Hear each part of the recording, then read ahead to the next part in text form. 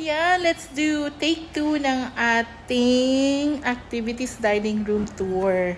Pasensya na kayo sa mga cluttered at mga nakababaw sa aming mga cabinets. Kasi wala kaming masyadong storage. So, ayan. Pero matatanggal din yan. So, ito, ayan, pakita ko sa inyo ang aming mini store. Diba? Meron kaming mini store. Kasi some of our patients, some of our residents, they cannot really go out, diba? So, we have to be the one to bring them the store. Diba? Para hindi na sila lumabas para bumili lang ng snacks, diba? Tapos, ayan ang aming pricing.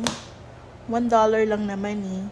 So, dinudonate naman namin lahat ng pera na mabenta namin sa kanilang bingo. So, pag nanalo sila ng bingo, we give them 25 cents, 50 cents. And then later, after the bingo, pwede na silang bumili. So, bumabalik lang din sa amin yung funds, diba? So, ayan. Meron din kaming activity cart. Ayan. Kasi sometimes, yung pasyente, they don't want to go out, sa room nila. So, we have to provide room visits. So, we bring this cart.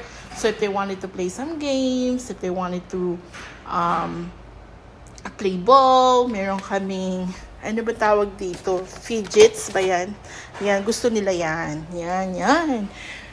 Tapos, ito naman ang opisina ng aking activity director assistant, a very beautiful one. But she's not here right now. She's actually on vacation.